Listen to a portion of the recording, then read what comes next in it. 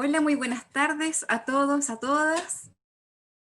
Bien, hoy les doy la bienvenida, hoy martes 15 de diciembre, a nuestra última sesión del curso que ha organizado el Colegio de Antropólogos, de Antropólogas y Antropólogos de Chile.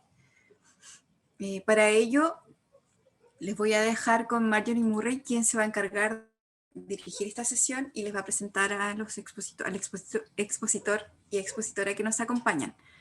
Les comento que Marjorie es doctora en antropología por el University College of London. Sus principales líneas de investigación son cultura material, antropología del consumo, etnografía y políticas públicas, maternidad y crianza, y actualmente se desempeña como directora del programa de antropología de la Universidad Católica de Chile. Les dejo con Marjorie, quien les va a presentar a nuestra invitada e invitado para el día de hoy. Adelante, Marjorie. Gracias, Pamela. Muchísimas gracias al Colegio de Antropólogos y Antropólogas por organizar este curso y la sesión que tengo el honor de coordinar hoy día. Así es que sin más, le voy a presentar primero a Antonia Rivas. Antonia es abogada de la Universidad Diego Portales, es doctora en Antropología Sociocultural de la Universidad de California, Berkeley. Ella es investigadora adjunta del Centro de Estudios Interculturales e Indígenas y se ha desempeñado también como profesora en las universidades católicas y en la Diego Portales. Antonia también ha sido consultora para distintas organizaciones como la OIT, es experta en derecho indígena y ha trabajado como investigadora de leyes y políticas públicas relativas a pueblos indígenas y tribales en Chile y América Latina, y también en relación a instrumentos jurídicos internacionales específicos para estos pueblos.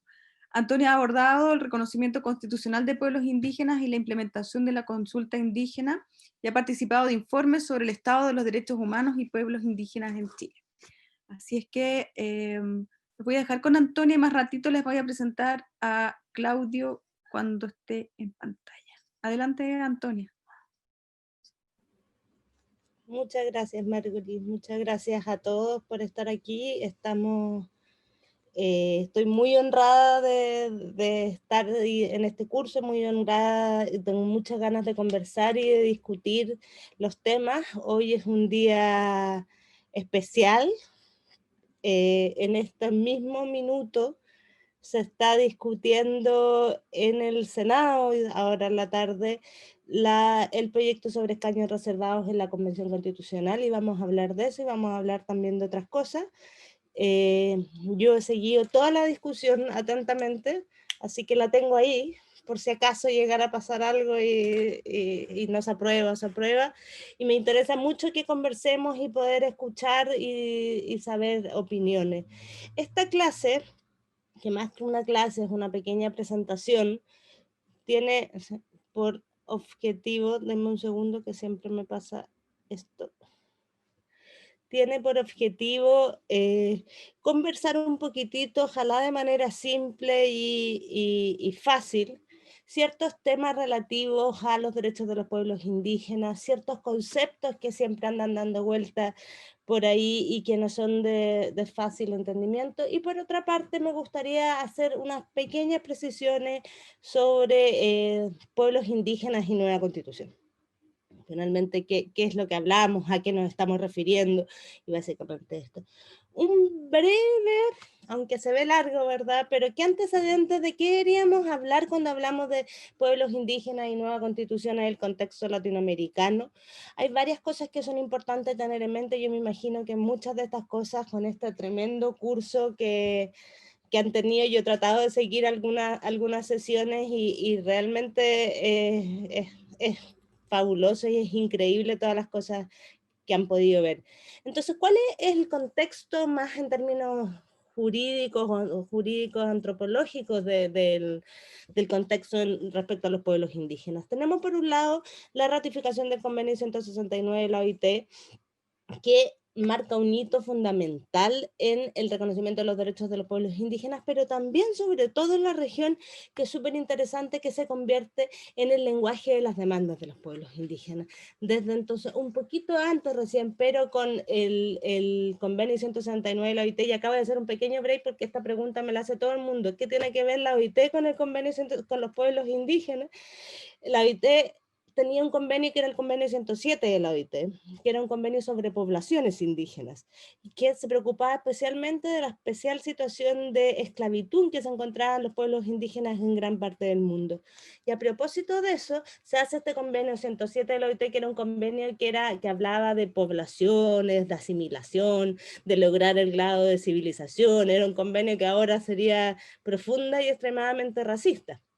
Pero en esa época era la tendencia de lo que se hablaba. Pero ¿qué pasó? Los mismos pueblos indígenas y los mismos estados y organizaciones de trabajadores empezaron a pedir que se revisara ese convenio. Y al revisarse ese convenio es que surge el convenio 169 de la OIT, que es del año 89. Y eso es un antecedente importante saber. No vamos a hablar de eso ahora, ¿verdad? No es la materia, pero es la típica pregunta que la gente hace, bueno, ¿y por qué la OIT? Bueno, porque de alguna manera entra este tema a propósito de la esclavitud de los pueblos indígenas en gran parte del mundo. Entonces, ¿qué tenemos? Tenemos el contexto que el convenio 169 se convierte como en el lenguaje de las demandas, y eso es un antecedente muy interesante cuando revisemos, por ejemplo, cuando uno ve las formas en que los pueblos o los estados, los gobiernos van reconociendo constitucionalmente a los pueblos indígenas, está inspirado en la lógica de el convenio 169. A propósito de esto también, y muy ligado a la labor de la Corte Interamericana de Derechos Humanos, hay lo que se conoce como el giro territorial de las demandas de los pueblos indígenas. Antes las demandas de los pueblos indígenas estaban muy enfocadas a reconocimientos políticos, en general articuladas, ¿verdad? Demandas sobre lenguas, y de repente la presión y el foco de las demandas empiezan a ser cada vez más enfocadas en el territorio. En este mismo contexto, diversas constituciones de la región empiezan a reconocer constitucionalmente a los pueblos indígenas. El rango del reconocimiento, lo vamos a ver, es muy variado, desde existen pueblos indígenas en este territorio hasta el reconocimiento de la plurinacionalidad y de la diversidad que existe en otras constituciones. Empiezan también a existir casos de autodeterminación y autonomía consagradas constitucionalmente, como en el caso después de Bolivia, de Ecuador, de México, Colombia, Nicaragua, que fue un pionero en esto, con sus pueblos, con los pueblos indígenas de la costa Caribe, y así se empieza a configurar ciertos elementos. Y en esto también tiene una tendencia especial y una preocupación especial las sentencias de la Corte Interamericana de Derechos Humanos. La Corte Interamericana en principio, y esto también es un tema que daría para otro curso, ¿verdad? No tendría competencia para ver los temas indígenas, pero poco a poco, y haciendo una cosa muy interesante, que es diciendo que se vulnera el derecho a la vida de los pueblos indígenas cuando no se respeta el derecho a la integridad o al derecho a la propiedad colectiva. Cuando hace ese vínculo, la Corte Interamericana empieza a meterse en los temas indígenas, y por eso también se da esto que hablábamos del giro territorial de las demandas. Sin embargo, a pesar de todas estas tendencias favorables al reconocimiento constitucional, ciertos modelos de autonomía, en toda la región en general se mantiene o se potencia economías basadas en el extractivismo y en la explotación de los recursos naturales. También se mantiene, y esto es una tendencia que la CEPAL ha confirmado en sus últimos informes y varias cosas, que en general los pueblos indígenas se encuentran en una situación de pobreza y exclusión mayor al resto de la población en general. Y se empieza a dar esto que se llama la brecha de implementación, que es un tema súper relevante que vamos a tener que estudiar cuando veamos el reconocimiento constitucional, que tiene que ver con que uno podría tener de alguna manera reconocido todos los derechos de los pueblos indígenas, pero la brecha que existe efectivamente entre la implementación o la concreción de estos derechos es muy grande. Y otra cosa relevante tiene que ver con, hay procesos migratorios relevantes, ¿verdad? Del campo a la ciudad, en otros sectores, no todo en Latinoamérica, en general Chile es uno de los que tiene más índices de población que migra a la ciudad, no pasa lo mismo en Bolivia, no pasa lo mismo en Guatemala, pero es un fenómeno importante que es fundamental tener en cuenta. Acá yo siempre digo lo mismo, y esto es bastante evidente, pero no hay, y es súper importante tenerlo claro acá, una solución mágica, secreta de la relación de los pueblos indígenas con los estados o los gobiernos. En todos los países del mundo donde ha existido una colonización respecto a pueblos indígenas, hay conflictos, mayores, peores. Entonces, que no lo engañen cuando les digan, no, lo que pasa es que en Nueva Zelanda tampoco. ¿verdad? Ni en Canadá, ni en Nueva Zelanda, ni en Australia, ni en ninguno de estos países en general, las relaciones entre los pueblos indígenas y los gobiernos son fáciles. Siempre, no sé qué pasa, pero me llaman por teléfono. No hay solución rápida, no hay solución secreta, las relaciones con los pueblos indígenas son todas siempre complejas porque todas derivan de brutales historias de despojo, abuso, violencia y discriminación. Eso no quiere decir que hay lugares en que han resuelto mejor el asunto, hay lugares, por ejemplo, en Nueva Zelanda donde hay una política de reparación y de restauración, pero sin duda los maorí, la población indígena ya tampoco diría que tiene resuelto el problema y hay muchas dificultades. Eso es un poco como el mapa general. Hay mucho más, ¿verdad? Pero me gustaría. Acá les dejo simplemente una tabla sobre como la secuencia temporal del reconocimiento en América Latina. Entonces, como yo les decía, vamos a ver que Chile y Uruguay son los dos únicos países del mundo que no reconocen, ni siquiera mencionan a su población indígena. Después hay otros países que tienen esta idea del reconocimiento genérico, lo que les decía, se reconoce la preexistencia de los pueblos, se reconoce que existen, se reconocen sus lenguas, y ahí van variando los reconocimientos. Hay otros que tienen reconocimientos expresos a la multiculturalidad, y hay otros que, como Bolivia y Ecuador, que reconocen efectivamente la plurinacionalidad. Pero la pregunta que siempre uno se pregunta, ¿qué significa?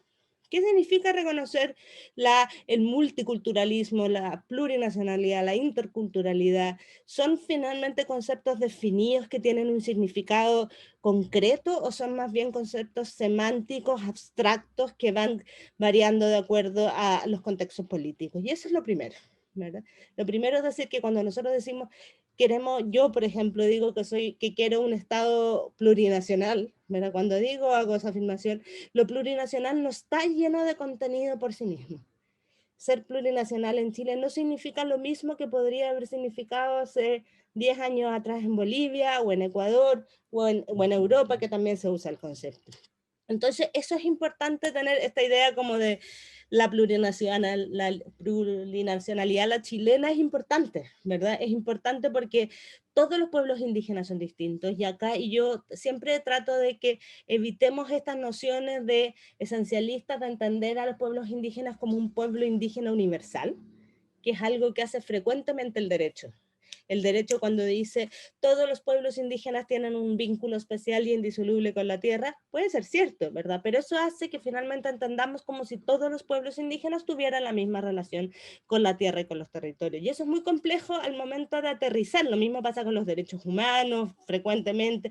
Cuando uno hace afirmaciones genéricas sobre los pueblos indígenas, así es importante para visibilizar sus demandas, pero finalmente lo que hace es que crea este gran indígena universal que no tiene particularidades. Lo mismo, por ejemplo, no sé si algunos tendrán experiencia, la consulta indígena, que tiene que ser pertinente. ¿Qué significa que sea pertinente?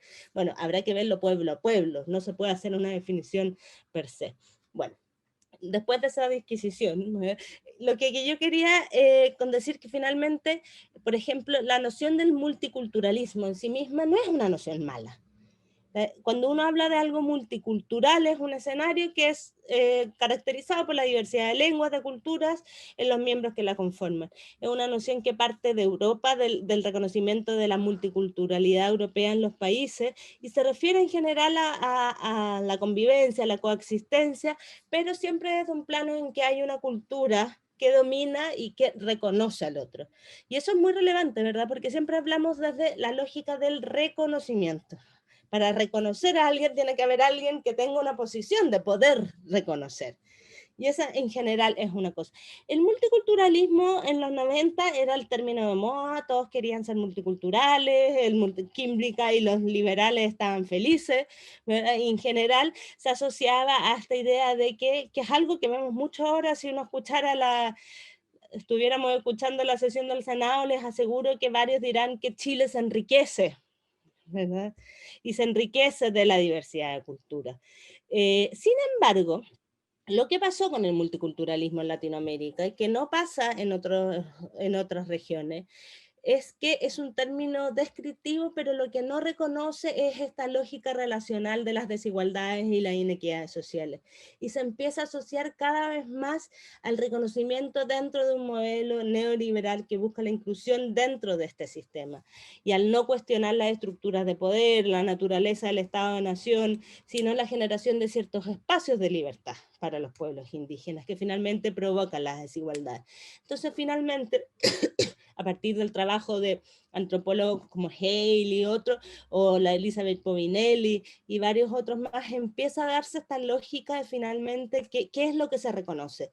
La Elizabeth Povinelli, una antropóloga australiana, tiene un libro que se llama The Cunning of Recognition, que es como la trampita del reconocimiento. Finalmente, ¿qué es lo que tú no me estás diciendo cuando me reconoces? ¿Verdad? ¿Qué es lo que estás reconociendo?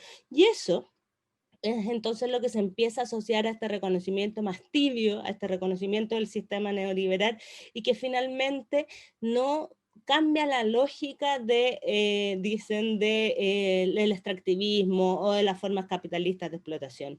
El multiculturalismo se ha dicho que le da como un énfasis al reconocimiento de las culturas, de las identidades, pero no finalmente a los derechos más power, ¿verdad? Que, como el territorio, la autodeterminación y la autonomía.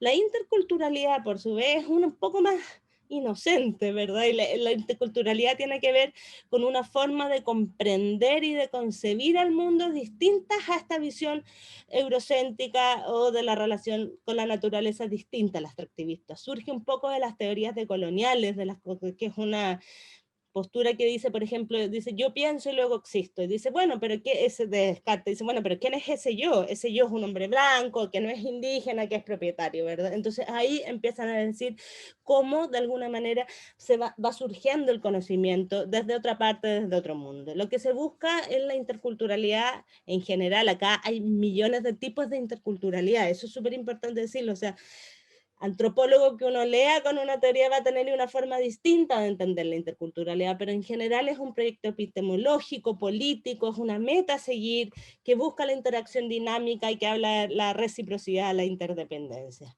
Y la plurinacionalidad, por su parte, es un concepto más local. Si bien se origina también en Europa, se le dotó de un nuevo contenido en América del Sur, sobre todo con lo que se ha denominado el nuevo constitucionalismo andino, que son las constituciones de Ecuador y de Bolivia, que rompen un poco los paradigmas de cómo se hacían las constituciones frecuentemente con esta tradición europea. Y se asocia el concepto de varias naciones, no solo culturas y muy asociado a la idea de los derechos colectivos. Sin embargo, en la práctica, y por eso me interesaba decir que finalmente se construye según el contexto, en la práctica la plurinacionalidad tampoco ha cuestionado profundamente el modelo económico o la explotación de los recursos naturales o eso. Y eso es interesante, ni en Bolivia ni en Ecuador se han visto esa lógica de cambiar, por ejemplo, las formas de relacionarse con la naturaleza desde los estados, ¿verdad? Probablemente desde los procesos autonómicos que se han generado, sí se ha visto eso, pero no desde la lógica que se entiende el Estado. Sin embargo, sí hay un reconocimiento mucho más intenso de los derechos políticos, económicos, culturales, territoriales, lingüísticos. Finalmente se entiende en Bolivia, por ejemplo, todo es plurinacional, el Tribunal Constitucional plurinacional, y eso requiere integraciones especiales. No sé cómo voy de tiempo, ¿verdad? Me queda muchísimo, pero después ustedes se pueden quedar con la presentación. Pero esto es un breve panorama en Chile. Evidentemente sabemos que en Chile no hay reconocimiento constitucional, nunca lo ha habido. Lo que hay es un escueto mensaje que dice que le corresponde al Congreso cuidar la civilización de los indios de su territorio en 1800 y algo, ya se me olvidó la fecha. Sabemos que el 12,8% de la población se autoidentificó como parte de un pueblo indígena en el 2017. Sabemos también que, por ejemplo, y eso es interesante, hablando ahora del proyecto que se está votando, el único pueblo, por decirlo así, que tiene reconocimiento como pueblo mismo es el pueblo afro, ¿verdad? En la ley indígena se habla de etnias y no de pueblos. Yo creo que hay una plurinacionalidad en los hechos y no en el derecho. Es decir, hay una plurinacionalidad en el sentido de que existen claramente pueblos colectivos distintos con culturas, modos de vida, formas de resolver los conflictos distintos, pero que eso no ha sido reconocido. Hay 10 pueblos indígenas reconocidos, que son los que ven allá abajo. Tenemos un pueblo que todavía espera reconocimiento, que es el pueblo Selknam. Tenemos el reconocimiento del pueblo tribal afro.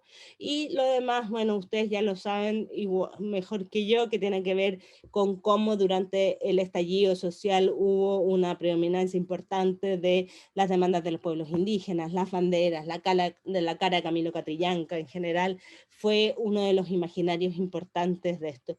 Respecto a ese término que sale ahí, ignorancia porfiada, yo creo que hay algo dentro de, en general, la élite y la élite política de esto que sostiene que no conoce a sus pueblos, que no saben y que por eso de alguna manera no se puede, entonces, y no se puede reconocer que más claro que esto que fue la discusión sobre los escaños reservados, y esa ignorancia es porfiada porque tampoco quiere saber. Entonces, sostienen que no saben, pero cuando hay el momento de explicar o de entender o de reconocerse, se escudan en esa ignorancia. Y acá, ¿verdad? Con esto ya hay dos cosas relevantes. Por una parte, distinguir la participación en la nueva Constitución, que es un tema fundamental que lo estamos viendo ahora, y por otro lado, ¿qué es lo que se tiene que reconocer o qué es lo que se debiera conocer o cuáles son las tendencias a reconocer en la nueva Constitución? ¿Qué se reconoce?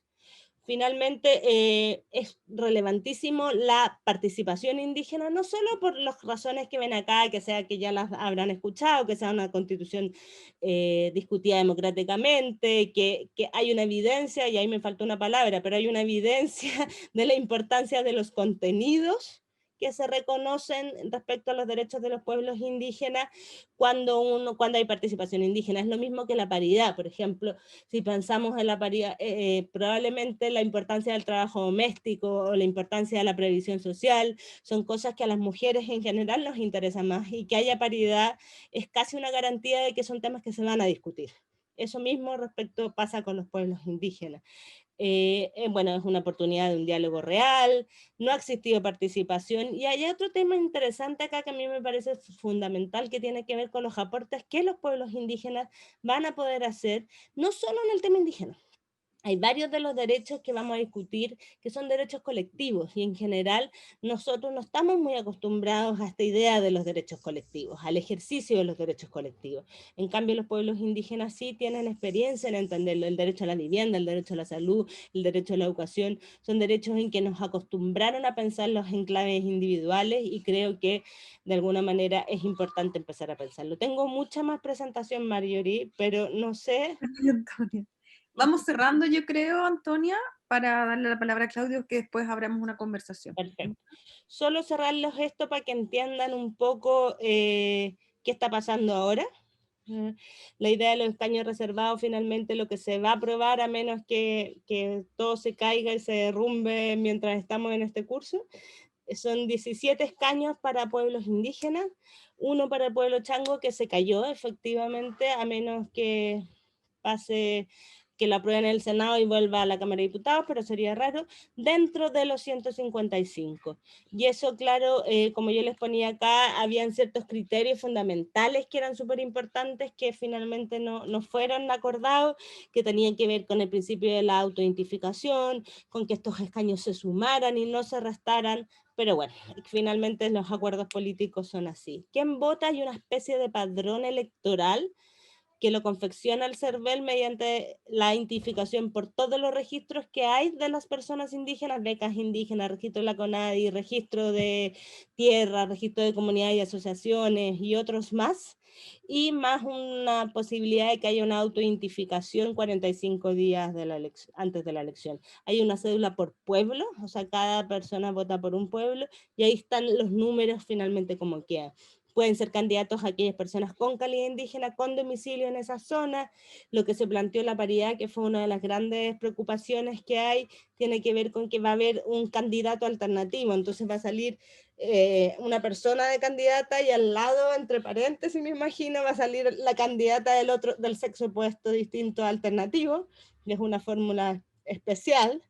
Y dónde se descuentan, que es el gran problema que hay con las personas que se siente que va a ser afectada la proporcionalidad. Lo que se dice es que lo haría el CERVEL, aquellos distritos donde hay mayor población indígena, se puede restar un solo escaño por distrito y no se descontarán en aquellos distritos que hay de 3, de manera a evitar esta suerte de binominalización de la elección. Sí, después tengo mucho más, pero ahí voy a dejar a Claudio para que después podamos conversar dudas. Si quieren también, hay ciertas cosas, por ejemplo, acá finalmente, ¿qué derechos o cómo podría una constitución reconocer a los pueblos indígenas y ahí? Y eso lo podemos conversar más tarde. Muchas gracias y perdonen lo rápido y veloz que hablo. Muchas gracias, Antonia, súper interesante y quedan ahí muchas preguntas, yo creo que van a ir saliendo para el momento de la discusión. Así es que ahora les voy a presentar a Claudio Alvarado Lincopi. Claudio es historiador, magíster en Historia y Memoria de la Universidad Nacional de La Plata, con una tesis maravillosa que se llama De indios a mapurбes en la capital del reino, racismo, segregación urbana y agencias mapuche en Santiago de Chile. Actualmente es estudiante del doctorado en Arquitectura y Estudios Urbanos de la Pontificia Universidad Católica de Chile. Es miembro del Centro de Estudios de Investigación Mapuche, de la Comunidad de Historia Mapuche. Es investigador del Lab UC e investigador adjunto del Centro de Estudios Interculturales e Indígenas. Muchísimas gracias, Claudio, por estar aquí con nosotros hoy día y te voy a dar la palabra para que nos cuentes y después abramos la discusión. Bien, gracias Marjorie. Hola Antonia, hola a todo el mundo que está acá. Voy a ir de lleno, no tenemos mucho, así que voy a ir de lleno a algunas ideas, básicamente provocaciones o nociones en torno a estos debates que se están abriendo, tomando un poco lo que señalaba recién Antonia, ¿no? Que son categorías en disputa, no son nociones que están cerradas, que incluso plurinacionalidad, autodeterminación, autonomía, no significa en todas partes lo mismo, por lo tanto, sobre la base de eso, intentar más bien pensar en debates, ¿no? En torno a lo que se abre con la plurinacionalidad, las posibilidades y por cierto, también sus límites. Un primer elemento fundamental a dar cuenta, que uno ya parece cansino de repetirlo, pero siempre es importante volver a esta noción que tiene que ver con la noción de una relación colonial, ¿no? Es decir, cómo el colonialismo no es algo que se circunscribe únicamente al siglo XVI y principio del XIX, sino que tiene un desenvolvimiento durante el siglo XIX y el siglo XX hasta el XXI, mediante múltiples formas, y todo un debate abierto en torno a eso, desde los 60, qué sé yo, autorías como Pablo González Casanova situaba la idea del colonialismo interno, aunque más bien ahora desde la intelectualidad vinculada al pensamiento indígena norteamericano, o aquellos que piensan sobre el colonialismo en Norteamérica para los pueblos indígenas, viene esta noción de colonialismo de colonos, ¿no es cierto? Como sea, hay una permanencia de la relación colonial que se evidencia primero en el momento inaugural de este proceso con la República, que tiene que ver con la invasión, el despojo, en el caso chileno todos conocemos como pacificación, ¿no es cierto?, de la Araucanía, que gesta una conformación de un poder colonial, ¿no? En donde se construye una estructura monocultural y de aspiraciones civilizatorias, ¿no es cierto? Pero no solo eso, ¿no? Sino que, y eso estaría vinculado con esta idea de colonialismo interno, pero también un colonialismo de colonos, es decir, hay una microfísica de este poder colonial, ¿no? Una microfísica que se instituye a nivel educativo, ¿no es cierto?, a nivel de la salud, a nivel social cotidiano, en la forma en cómo se comporta la justicia, ¿no es cierto?, los instrumentos que tienen los colonos para hacer de la justicia algo que los beneficie, ¿no es cierto?, incluso las policías, ¿no es cierto?, uno podría hacer un recorrido de cómo las fuerzas de orden en Gualmapu desde la segunda mitad del siglo XIX, las últimas décadas del siglo XIX, se conformaron efectivamente como un instrumento de este poder colonial, es decir, una microfísica, ¿no es cierto?, de este mismo poder colonial, al mismo tiempo que una estructura, ¿no? Por lo tanto, ahí tenemos un doble desafío, siento yo. Una justicia monocultural, profundamente racista también, y esta idea de una gubernamentalidad, ¿no es cierto?, es decir, gestación de procesos de subjetivación y mecanismos de regulación del poder colonial, ¿no? Es decir, no solamente una estructura, sino que también se capilariza, está muy presente en cada una de nuestras relaciones sociales, y esto me parece muy importante por algo que diré al final, que tiene que ver con que cuando hablemos de lo colonial, tiene que ver con las relaciones entre el Estado y los pueblos indígenas, pero que donde todos, a pesar de no ser parte del poder elitario, ¿no es cierto?, del Estado, o tampoco ser el más indígena de los indígenas, estamos en esa trama colonial, ¿no? Y a mí me parece muy importante decirle esto por algo que dirá al final, ¿no? Esta relación colonial, desde mi punto de vista, se reinventa, ¿no es cierto?, durante las últimas décadas, pasa de la negación total, ¿no es cierto?, de este liberalismo duro, dice, ¿no es cierto?, Héctor Díaz Polanco, hacia una aceptación controlada de la diferencia, ¿no? Esto que Antonio reflexionaba a propósito del multiculturalismo, en donde el sujeto de derecho no borra la constitución de individuo, es decir, hay un reconocimiento ahora a la alteridad, pero ese reconocimiento siempre cuando sea un reconocimiento individual y no colectivo, ¿no es cierto?, de esa alteridad, borrando por lo tanto la posibilidad de los derechos políticos colectivos, ¿no? Es decir, te acepto a ti individualmente y tú puedes hablar tu lengua individualmente, ¿no es cierto?, vestirte, ¿no es cierto?, individualmente, pero no esto que sea un componente de un proceso colectivo, es decir, hay una imposibilidad de la construcción de una comunidad política, ¿no?, heterogénea. La comunidad política es profundamente homogénea, a pesar de estos reconocimientos multiculturales, ¿no? Entonces hay una reinvención, y esto también me parece muy importante para intentar leer la coyuntura actual, ¿no? Es decir, la relación colonial no se ha mantenido de la misma forma que en el siglo XIX, sino que se ha actualizado, ¿no? Y en esa actualización nosotros tenemos que ser suficientemente hábiles también para saber qué hacer, ¿no? Bajo esa nueva coyuntura. Sobre esta realidad, los movimientos indígenas han insinuado bastante reflexiones, ¿no es cierto? Han compuesto una trama reflexiva muy potente desde los años 70, incluso antes, ¿no? Pero ya con fuerza colectivamente, desde los años 70, y acá reúno algunas de esas nociones, ¿no? Por ejemplo, la disputa en torno a la idea de lo indígena, ¿no? La idea del pueblo indígena, que es una disputa fundamental, porque es una disputa que abre la posibilidad de nuevo, reconocer derechos colectivos o no, ¿no? Es decir, finalmente, una de las trabas de la ley indígena del 92 fue precisamente esta, ¿no? No definir como pueblos, ¿no es cierto?, ya lo señalaba Antonia, sino más bien definirlos como etnias únicamente, ¿no? Y aquí hay toda una tensión muy, muy interesante. Por otro lado, esta idea de reconocimiento y la promoción de la diversidad cultural. Y esto, en un primer momento, parece algo menor, pero si uno le da vuelta, efectivamente tiene un peso bastante interesante, ¿no? Esta idea del reconocimiento y la publicación, la publicidad, ¿no? Es decir, reconocer implica de alguna manera deber algo, ¿no? Si yo te reconozco tu humanidad, inmediatamente te debo algo, ¿no? Para que tu humanidad reconocida se pueda desenvolver públicamente. Y esto me parece sumamente interesante, porque plantea la posibilidad de que los derechos lingüísticos de los pueblos indígenas, ¿no es cierto?, la educación intercultural bilingüe, ¿no es cierto?, los modelos de salud indígena tengan de alguna manera posición pública. Y esto me parece sumamente interesante porque abre otra brecha que tiene que ver con esta idea de la interculturalidad como posibilidad, ¿no? Más allá de todas las trabas que yo también observo en ese proceso. Yo creo que todos y todas observamos precisamente las trabas en términos prácticos, cómo se ha desenvuelto esta cuestión. En fin, otro elemento me parece interesante que es la participación política de los pueblos indígenas, ¿no? Voy a ir rápido porque voy a reflexionar sobre esto en la lámina siguiente de manera más crítica, ¿no? Simplemente que estoy escribiendo. El reconocimiento del derecho de la libre determinación de los pueblos indígenas es otro elemento, ¿no es cierto?, que se ha puesto a la palestra. Los derechos colectivos de propiedad de los pueblos indígenas respecto de sus tierras, territorios, recursos naturales, el agua, etc.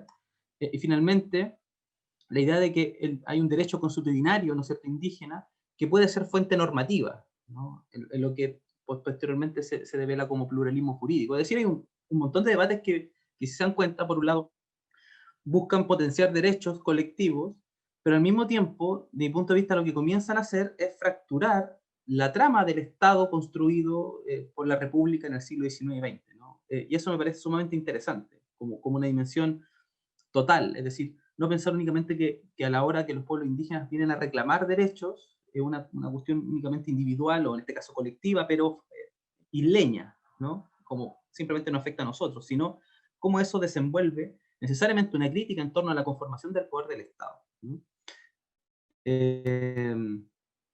Y en ese sentido surgen, ¿no es cierto?, a propósito de estas reflexiones y descripciones, posibilidades, ¿no? Es decir, frente a un una nación monocultural, ¿no es cierto?, la posibilidad de pensar las múltiples naciones en una misma comunidad política, ¿no? Pensar, por ejemplo, esta noción de participación diferenciada y articulada en la comunidad política, y esto me parece muy interesante, o sea, que tiene que ver con la idea de los escaños. Es decir, los escaños parten de la noción de que hay una diferenciación a la hora de participar, pero una diferenciación que busca articularse en la comunidad política. Es un desafío, efectivamente, para la conformación de un Estado que se ha pensado profundamente homogéneo, no sé, profundamente monocultural. Esta idea de la promoción en la vida pública de la diferencia cultural, que para mí es una cuestión sumamente importante, ¿no? Sobre todo para evitar la guetización de los pueblos indígenas, que es algo que ha acontecido en otras coyunturas, en otros procesos políticos. Es decir, yo creo que acá tenemos un desafío para no imitar lo negativo de otros procesos vinculados con plurinacionalidad o autonomía indígena. Es decir, evitar la guetización a mí me parece algo muy fundamental. Por lo tanto, cuando se reconoce, no solamente hay un reconocimiento para que tú puedas habitar tu isla de manera autónoma, sino que también darle promoción en la vida pública, efectivamente, esa diferencia cultural. Eso me parece a mí fundamental. La construcción de estamentos políticos plurinacionales. Esto también me parece muy, muy importante, ¿no? Y en donde algunas universidades han hecho un esfuerzo en torno a esto, ¿no es cierto? Algunos hospitales, ¿no es cierto?, sobre todo en la región de la Araucanía, han hecho esfuerzo en torno a construir estamentos, es decir, lugares de decisión política de carácter plurinacional. Y eso me parece también sumamente interesante.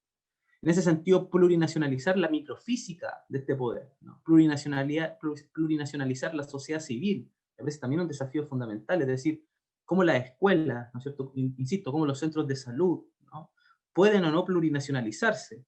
Y por cierto, también plurinacionalizar instituciones de la comunidad política. ¿Mediante cómo? Por ejemplo, el pluralismo jurídico, es decir, el reconocimiento de otros sistemas normativos cohabitando, ¿no es cierto?, el sistema normativo de la comunidad política total. Y eso también me parece importante, es decir, cuando se habla de plurinacionalidad, siento de que, por un lado, hay un elemento estructural, ¿no es cierto?, de las instituciones políticas, que me parece fundamentales, pero también hay que plurinacionalizar la microfísica, ¿no?, la sociedad civil. ¿Cómo plurinacionalizamos eso? Yo creo que eso también es muy importante, y ahí, por lo tanto, el desafío no únicamente al Congreso, ¿no?, el desafío no únicamente a la institución estatal. Es decir, ¿cómo plurinacionalizamos nuestro propio espacio? Hay interesantes posibilidades que se abren a propósito de un montón de organizaciones que se han definido a sí mismos como plurinacionales, ¿no? La Asamblea Plurinacional Feminista, por ejemplo, qué sé yo, es decir, la misma coordinadora 8M ha hecho un esfuerzo muy grande en torno a esto, es decir, cómo plurinacionalizamos también los movimientos sociales, la sociedad civil. Yo creo que ahí hay un desafío muy, muy importante. Y por cierto, el reconocimiento de la libre determinación. Y aquí contenciones, es decir, comunidades políticas, ¿no?, ya no una sola comunidad política, sino una pluralidad de comunidades políticas diferenciadas, desjerarquizadas, pero articuladas. Y para mí esto es vital, por algo que comentaré más adelante, pero que tiene que ver con superar lo subsidiario, ¿no?, de este elemento, o sea, cómo construimos articulaciones de solidaridad, pero al mismo tiempo planteando la diferenciación de estas mismas, efectivamente, comunidades políticas. Y eso me parece que es un desafío mayúsculo, muy del siglo XXI, por cierto. Pues bien, cuando intentaba decir en un principio esta noción de una gubernamentalidad, ¿no es cierto?, que es profundamente colonial también, es decir, la construcción de marcos normativos, los procesos de subjetivación de este poder colonial, tiene que ver efectivamente con los pueblos indígenas, y de eso no cabe ninguna duda, pero hay una siguiente reflexión que me parece que acá en Chile no se ha hecho suficiente, si en Bolivia, a propósito de Silvia Rivera Cusicanqui, ella tiene una noción que se llama mestizaje colonial andino, ¿no? Un poco para decir que el proceso de colonialismo interno no cabe únicamente para pensar a los pueblos indígenas, sino que hay un proceso de construcción colonial también del mestizaje, ¿no?, que es la construcción colonial del mestizaje de las repúblicas, ¿no?, estas nociones desindígenizadoras, ¿no es cierto?, profundamente blanquecinas, ¿no es cierto?, en fin, ¿no?, la operación clásica del mestizaje de la primera mitad del siglo XX. Pues bien, de mi punto de vista, lo que existe hoy día es una tensión también de esta construcción, de este mestizaje por blanquitud, ¿no? Y esto se devela también a propósito de una crítica desde el punto de vista de un patrón hereditario del poder. yo creo que esto está por investigarse, yo creo que todavía falta mucho para profundizar en torno a esto, pero simplemente como sensibilidad a propósito de lo que aconteció en los procesos de desmonumentalización, ya no solamente eran los pueblos indígenas, ¿no?, los que comenzaron a reclamar contra esta historia colonial. Y esto me parece sumamente interesante. Fueron jóvenes populares, ¿no es cierto?, también, al calor de la revuelta, los que comenzaron a problematizar la historia colonial sobre también sus cuerpos y sus vidas, ¿no?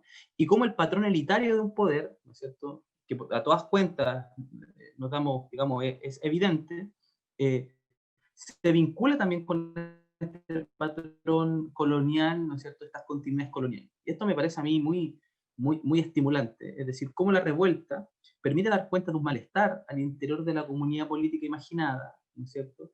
Hay un desgaste, desde mi punto de vista, de la imaginación blanca mestiza, y hay una acción performativa que es deselitizadora, ¿no? Y esto abre un campo de oportunidades que todavía yo creo que no nos damos cuenta, digamos, de la magnitud de esas posibilidades, ¿no? A propósito de las nociones de plurinacionalidad.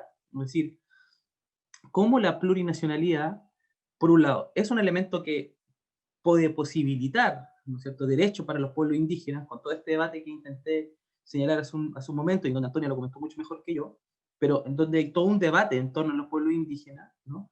Pero también cómo la plurinacionalidad puede ser una posibilidad para los procesos de democratización, ¿no es cierto?, y de apertura en torno a los procesos de identificación de la comunidad chilena en su conjunto, ¿no?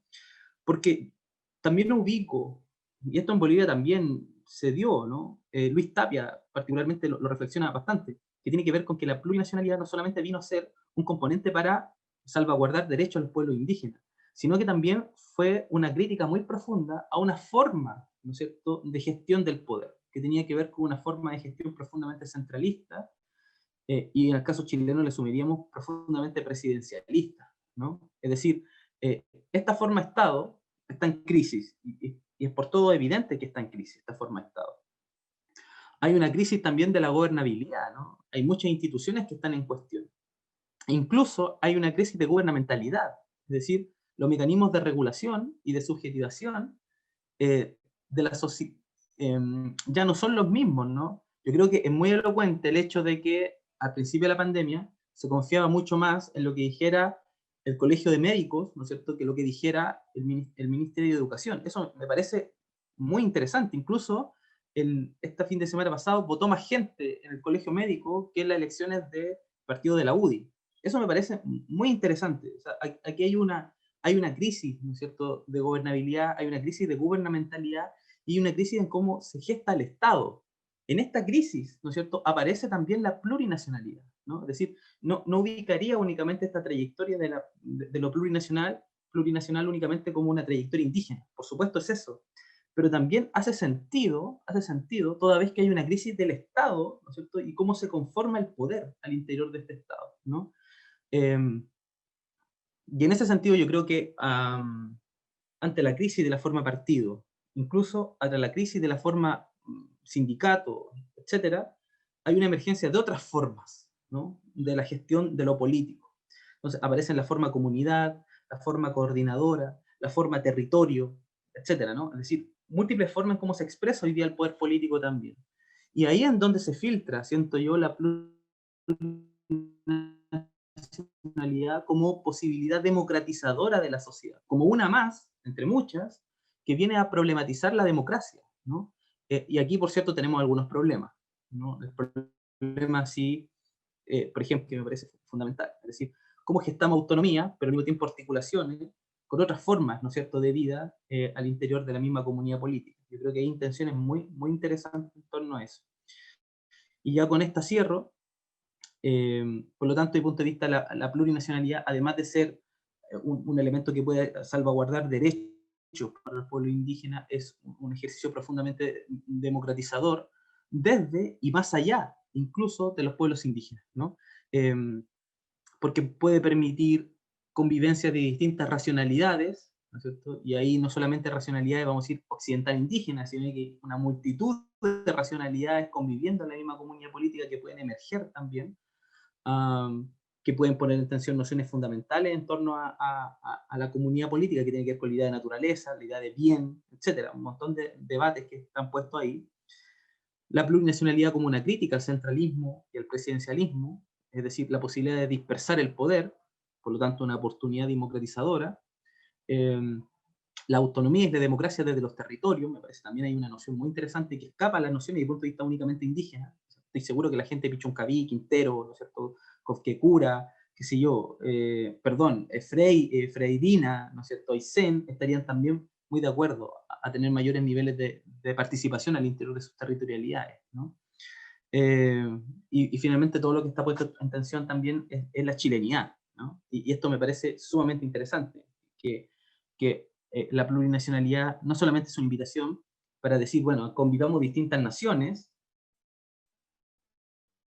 por lo tanto reconozcamos los pueblos indígenas, sino que también gesta un procedimiento de espejo a la misma chilenidad, en donde la chilenidad se comienza a observar, ¿no? Y se pregunta de alguna manera también un qué somos, ¿no? Y eso me parece también una cuestión muy interesante que devela, y ahora sí termino, que la revuelta de octubre del 2019 tenía múltiples temporalidades, ¿no? No son 30 pesos, son 30 años, una primera capa temporal, luego la yuxtaposición 1973-2019 daba cuenta de otra capa temporal, pero luego los ejercicios de desmonumentalización y la reivindicación de la Buenos Folle develaba una capa temporal, ¿no es cierto?, aún más densa, de 200, incluso 500 años, en donde de alguna manera estamos viendo de cara a la historia y por lo tanto tenemos una oportunidad pero inigualable, ¿no es cierto?, de conversar con ella y de gestar posibilidades mucho más democráticas de ese diálogo.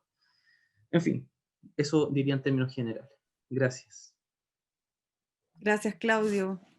Increíble la cantidad de ideas que aparecen. Las dos presentaciones sumamente enriquecedoras, y antes de yo hacer alguna pregunta o comentario, quería preguntarles aquí si quienes están por Zoom pueden hacer sus preguntas aquí en el chat, y lo mismo quienes están por Facebook Live. Yo no sé, Pamela, si tú ya identificaste algunas preguntas en el Facebook.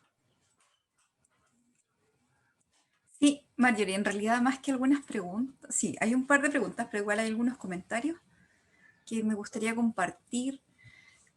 Vero Aspiros Cleñán pregunta, ¿por qué no toca sobre la plurinacionalidad las y los propios indígenas? Eso a propósito de la exposición de Antonia.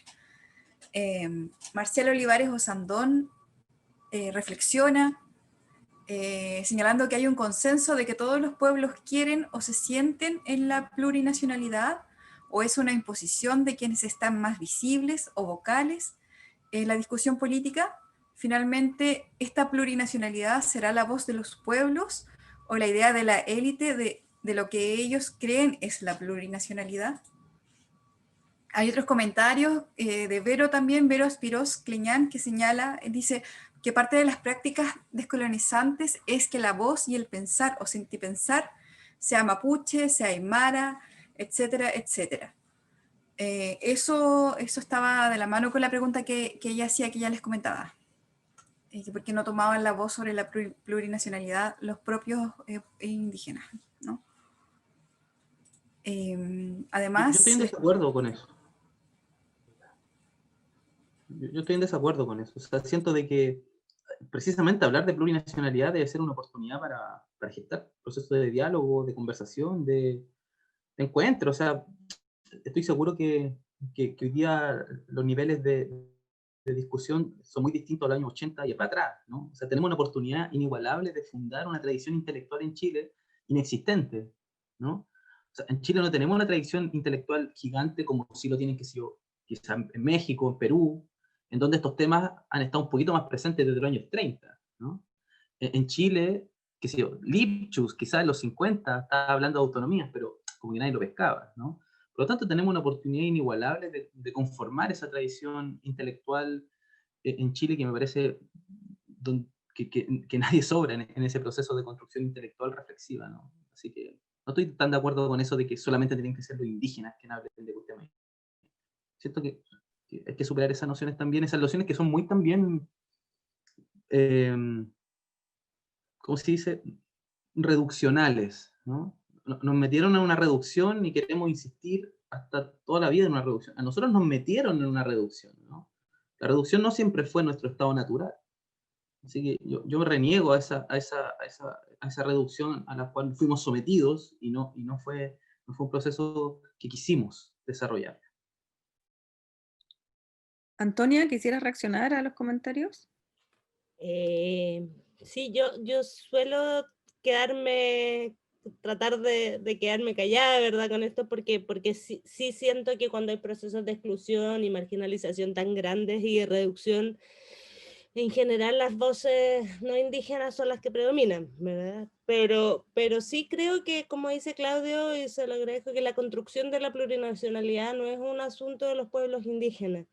Y por eso, o no únicamente, por decirlo así, ¿verdad? Por eso yo intento, por ejemplo, hablar de los pueblos, ¿verdad? Incluido al pueblo de Chile en ese sentido, incluido al pueblo afro, habrán pueblos indígenas, pero los pueblos de Chile son los que tenemos que discutir, dialogar, ponernos de acuerdo, conversar, evidentemente, y teniendo súper en cuenta que finalmente hay un pueblo que ha puesto la pata encima, por decirlo en términos súper coloquiales, y ese reconocimiento es lo que hay que hacer, ¿verdad? Y desde ahí hay que partir, y desde ahí, pero por eso, en general, los debates en lo que hemos visto este último tiempo es que están súper encapsulados, en que habla un grupo que no se comunica con el otro grupo, y finalmente no hay ningún tipo de diálogo y comunicación, y por eso a mí, y voy a tratar de responder también a la otra pregunta, ¿verdad?, de la plurinacionalidad, me parece tan importante, y le he dado tanto color, en términos coloquiales,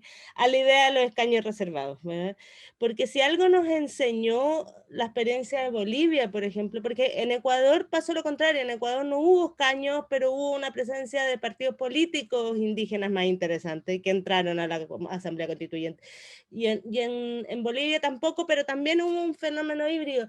Pero si algo pasó en Bolivia, que después vimos que hay conflicto de esto, o sea, la Convención Constitucional no se va a acabar la historia, es el primer paso de primero mirarnos y reconocernos, ¿verdad? Puede ser desastroso como puede ser un buen primer paso, pero si algo pasa en Bolivia es la posibilidad de, por ejemplo, mujeres, sobre todo indígenas, que no habían estado nunca insertas en la vida pública, en la vida política, fueron capaces de llegar a ese lugar y de conversar y de verse dentro de un racismo brutal, dentro de una sociedad segregada, pero yo creo que la obligación y la imposición que va a haber por primera vez de intentar que ese diálogo se produzca y ver las posibilidades de si se produce o no se produce ese diálogo.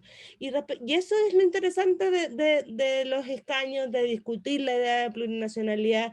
Alguien preguntaba, es que de verdad, yo creo que la idea de plurinacionalidad es una idea teórica heredada de este constitucionalismo latinoamericano que surge ahora, pero ¿cómo se va a dar acá? ¿Qué va a significar acá? ¿Qué derechos finalmente se van a reconocer? ¿Qué implicaría reconocer el derecho propio indígena en un país como este, con una tradición legal centralista de un solo sistema? Va a ser interesante, ¿verdad? Cómo finalmente se agrupa las ideas de pluralismo jurídico. Por eso yo estoy convencida y no voy a aventurarme a decir qué significa la plurinacionalidad o cómo va a salir o qué va a pasar. Lo que sí creo es que vamos a ver un punto de quiebre fundamental porque 17 escaños indígenas, 17 personas indígenas al interior de una convención constitucional que en Chile nunca se había discutido nada, es súper interesante.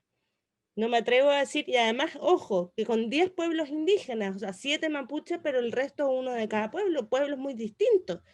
Pueblos que han tenido historias de criminalización, de despojo muy distintos. El pueblo de Rapa Nui con su forma y con esa complacencia que también tienen desde el Estado, ¿verdad?, este mundo, frente a, a los pueblos del sur. Entonces, yo creo que la dinámica y la configuración es interesante, va a haber que estudiarla y pueden salir un montón de cosas. No creo que salga algo de la elite, por decirlo así. Bueno, siempre son elite las que hacen estas cosas finalmente. ¿Qué es la elite? Pues podríamos, finalmente los que son electos van a estar ahí, pero creo que da oportunidades interesantes, súper interesantes. Gracias, Antonia. Yo creo que de alguna manera abordas ahí la pregunta de Ana Telias. Pregunta cómo imaginan ambos expositores esa relación plurinacional con el Estado una vez que estén representados en la nueva Constitución. ¿Cómo piensan se manifestarán estos cambios en el día a día en el espacio público? No sé, Claudio, si quisieras comentar algo respecto de esta inquietud de Ana. Sí, yo al igual que Antonia, tampoco pienso de que la solución definitiva está en este proceso de convención constitucional. Sabemos los límites que tiene, las trabas que se impusieron desde el 15 de noviembre en adelante, y luego ahora hace un ratito, yo no sé si se confirmó ya, pero imagino que sí, digamos, pueblos indígenas que vamos a tener eh, escaños reservados, pero de manera muy limitada, en fin. O sea, esta cuestión tiene muchas trabas, ¿no?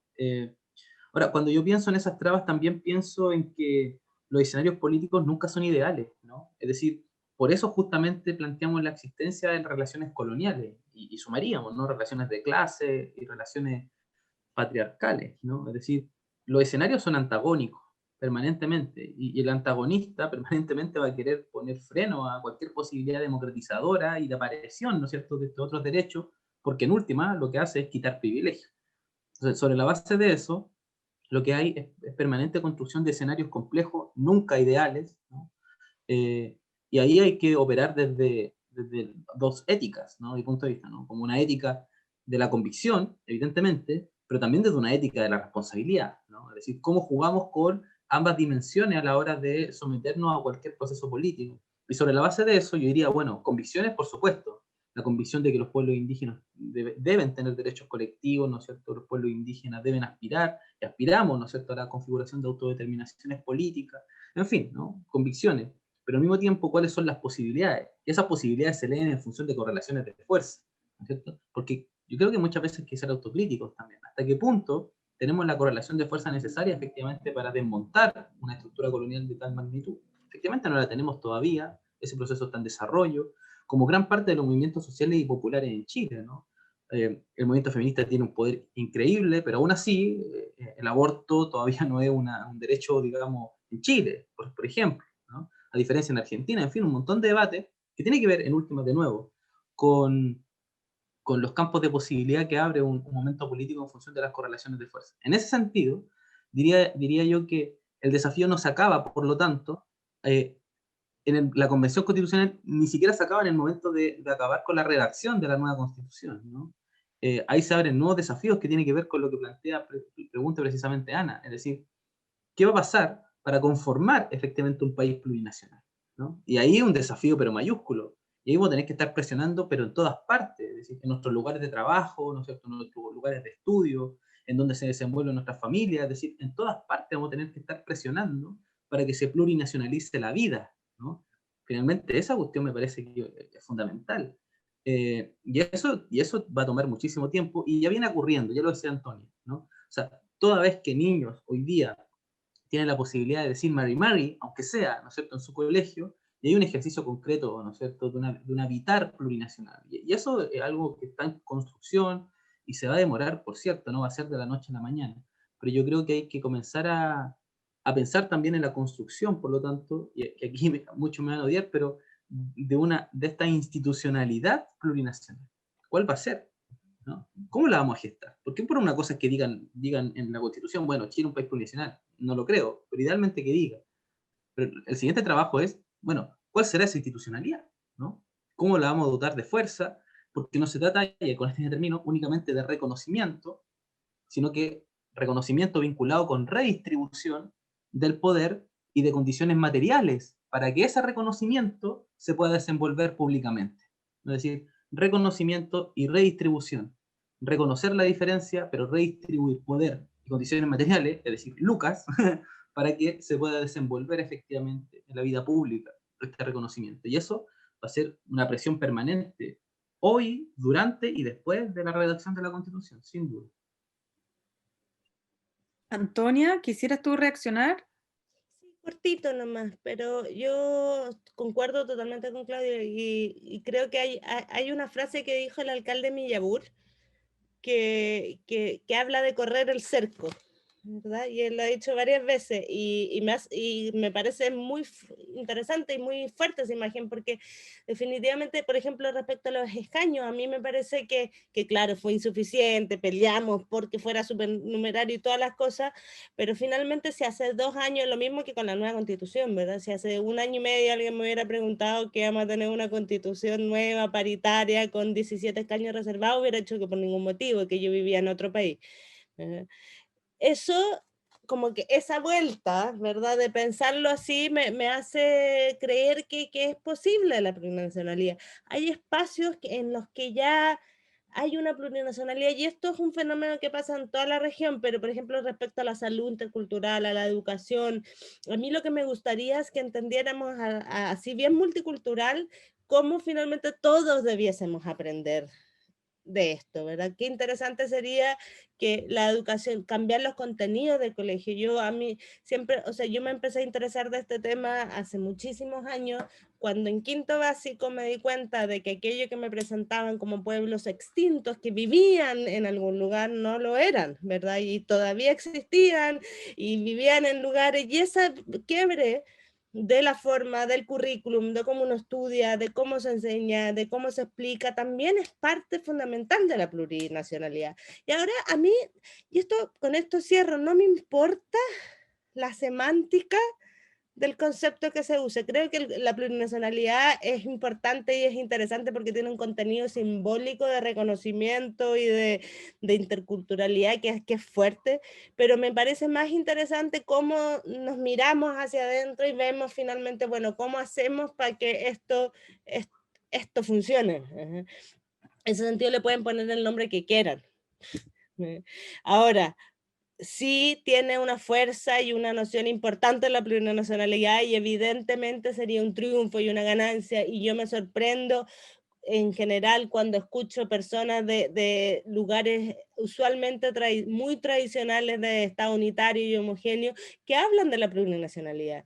Y yo creo que hay algo cuando uno ve las encuestas, por ejemplo, es Chile un país multicultural, plurinacional, intercultural, la gente no sabe y no es tan relevante, ¿verdad? Porque esas distinciones teóricas entre el multiculturalismo y la plurinacionalidad los hacemos nosotros, porque estamos estudiando esto, la gente no tiene esa idea. Entonces yo creo que finalmente es un asunto semántico. Lo importante es qué reconocemos en general los pueblos de Chile, cómo nos reconocemos y por último, cómo empezamos a avanzar. Y por eso yo creo que este es un primer paso, ¿verdad? Es un primer paso de reconocimiento, pero especialmente en la relación del Estado con el pueblo mapuche va a requerir mucho más, ¿no? Y va a requerir un proceso de, no solo, ya se hizo el proceso de la verdad histórica, yo creo que la verdad quedó bastante bien definida, ¿verdad? Pero la reparación y el nuevo trato no llegó. Llegamos hasta la verdad. Entonces, ¿qué va a pasar? ¿Qué va a pasar con los conflictos territoriales? ¿Qué va a pasar?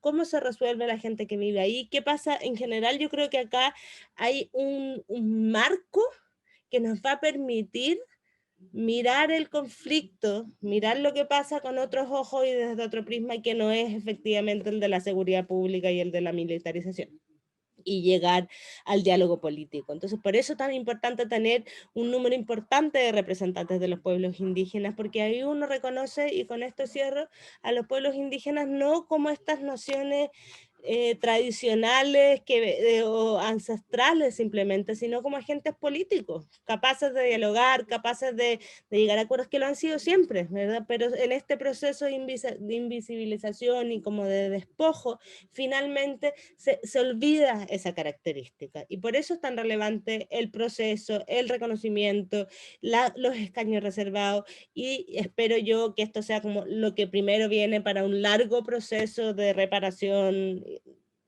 posterior. Súper, gracias Antonia. Pamela, ¿tienes algún otro comentario desde el Facebook? No, Marjorie, por Facebook. Yo tengo una... Sí, mira. Dale. Acá apareció una. De Claudio Curi. Dice, es para Claudio. ¿Será una oportunidad real los llamados escaños reservados para los pueblos originarios, para su autonomía y su libre determinación, sabiendo que existen trabas emanadas desde el mismo sistema político neoliberal? Esto tomando en cuenta, además, el contexto político tradicional histórico. ¿Se avanzará realmente en una plurinacionalidad no neoliberal?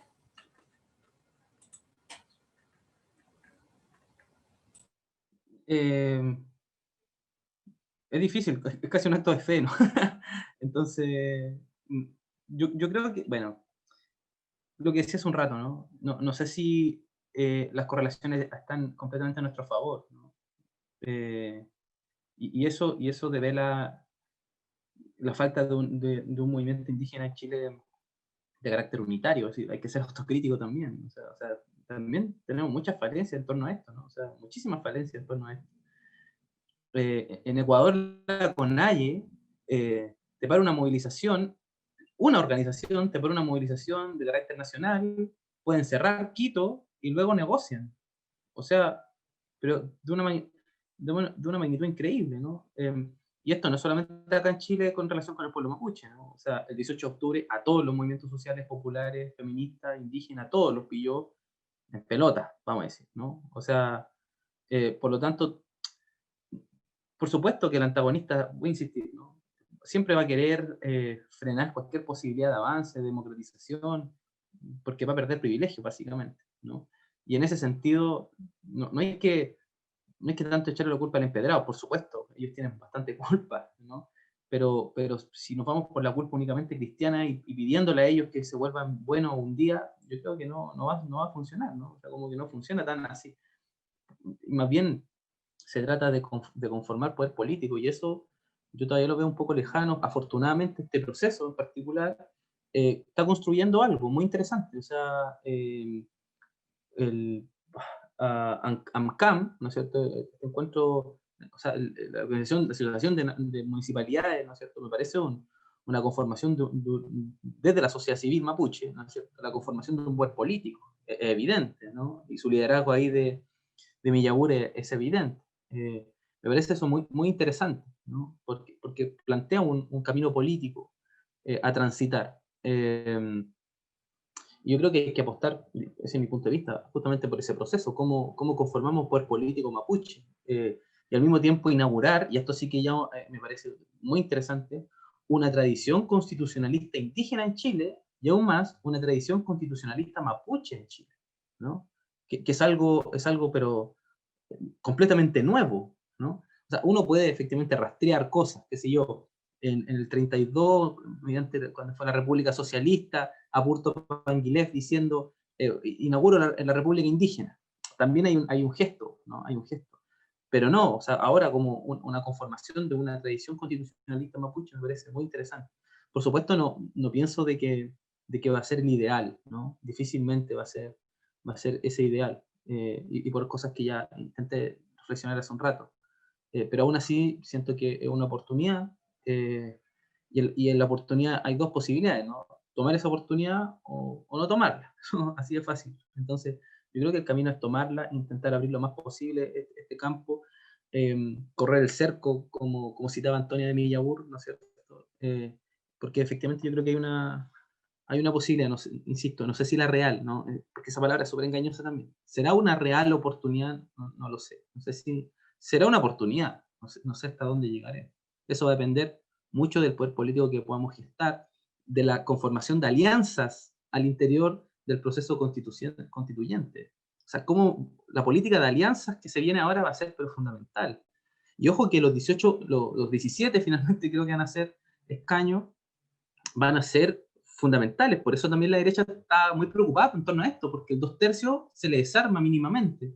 Por lo tanto, hay que utilizar estratégicamente ese poder político que podamos llegar a tener efectivamente en ese proceso. Y por eso es muy importante que elijamos bien a nuestros constituyentes, a nuestras constituyentes, eh, para poder posteriormente presionar. Particularmente yo voy por Elisa Loncón. Así que lo dejo ahí. Genial, gracias Claudio. Antonia, ¿quisieras comentar algo respecto de esta pregunta? Las posibilidades reales es que sí, estoy totalmente de acuerdo con Claudio, creo que todavía es muy difícil. Vuelvo a repetir, hace un año no creía que había ninguna posibilidad real de nada y aquí estamos, ¿verdad? En algo mejor de lo que creíamos. Ahora, creo que también quitándome de mi optimismo habitual, escuchar también las discusiones de en la comisión mixta, en el Senado, en la Cámara, en los diputados, ha sido terrible también. Es tremendo esta noción que yo les decía como de la ignorancia porfiada, es porfiada de verdad, ¿verdad? O sea, no mediante el cálculo político, pero además con una noción súper tremenda de qué significa ser indígena, y Claudio lo planteaba, por ejemplo, la idea misma de la indigeneidad, que yo vi la primera sesión acá que hacía Claudio Abrón, exactamente, y ese es un tema fundamental: quién es indígena, quién no es indígena, cómo constituimos eso, cómo el Estado empieza a imponer trabas a quién va, a quién no va. La discusión sobre, por ejemplo, sobre el padrón electoral fue impactante, o sea, es como para imprimirla y publicarla simplemente, ¿verdad? O sea, nada más y decir, es que gente que no es indígena va a decir que es indígena y va a votar por los indígenas, entonces y un nivel, ¿verdad?, de lucubración y de manejo o después me dicen, van a venir los trabajadores a votar por las mismas. Yo creo que, claro, son sistemas complejos, yo creería, pero después me empecé a dar cuenta, o el tema de la autoidentificación, ¿verdad? Yo siempre he dicho, bueno, la autoidentificación no es que todo el mundo se pueda declarar indígena, sino que los propios pueblos determinen quiénes son miembros o no miembros de su pueblo. Hay personas que son, hay criterios biológicos, como sería en Rapa Nui, ¿verdad? Que son las personas finalmente que tienen sangre Rapa Nui, entre comillas, ¿verdad? Del mestizaje, pero que provienen, hay otros criterios. Entonces, yo creo que se nos viene, y eso todo tiene que ver desde el desconocimiento, ¿verdad? Y del miedo. A mí me da un poco de risa también de los privilegios, ¿verdad? Y de los beneficios. Entonces alguien que tenga la calidad y que si tiene la calidad va a poder, y se genera una suerte de noción súper determinada sobre qué es lo que no es indígena y lo que no es indígena, que es interesante y que habla del desconocimiento y habla de la forma propia de verlo. Y respecto a cómo las posibilidades reales, bueno, no tengo idea, la verdad. O sea, yo creo que hemos avanzado un montón y creo que vamos a llegar y que con esto cierro, ¿verdad? Ya que hayan 17 escaños reservados implica que el tema va a ser tema. O sea, que se va a tener que discutir y que va a haber un proceso de negociación política interesante. Yo no sé por qué, ¿verdad? No creo que se negocie la autonomía del Banco Central por la plurinacionalidad, no lo sé, ¿verdad? Pero va a ser un paquete, por decirlo en términos súper burdos, ¿verdad?, que se va a tener que negociar.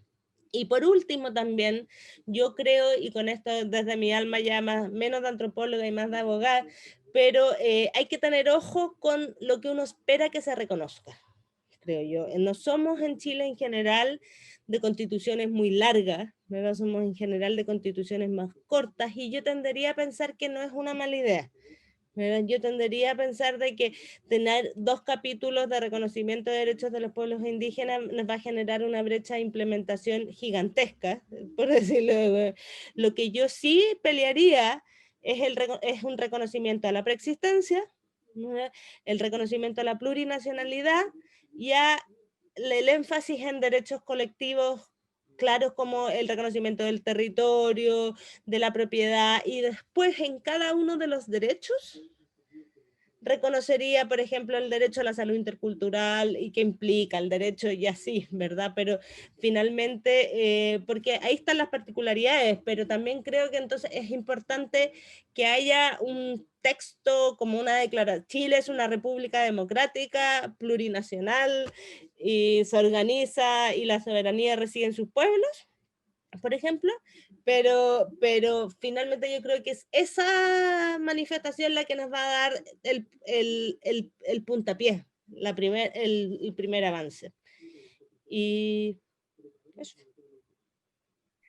Yo tengo una pregunta, siguiendo lo que están comentando recién y volviendo a algo que mencionaba Claudio, esto de plurinacionalizar las instituciones, como está diciendo la Antonia ahora, y esta plurinacionalización de la microfísica, de la sociedad civil. ¿Qué piensan respecto a ese proceso? Porque si bien estamos hablando aquí de capas temporales diversas, etcétera, también estamos hablando como de grandes saltos, estamos hablando de algo que suena como muy poco a la noción de temporalidad, que lamentablemente tiene esta cosa como media como que avanza. pensando obviamente en el tiempo lineal. Pero quería que ustedes reflexionaran un poquitito más respecto a esas posibilidades de la plurinacionalización, o otro término, ¿cierto? Pero ya a nivel de las instituciones o de esta microfísica, como decía Claudio.